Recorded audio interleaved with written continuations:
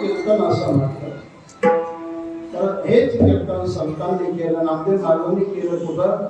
चंद्रभागेच्या वरवंटामध्ये. तिथं भगवान प्रत्यक्ष नाचतात. ऐक नाम तो कीर्तन करी पुढे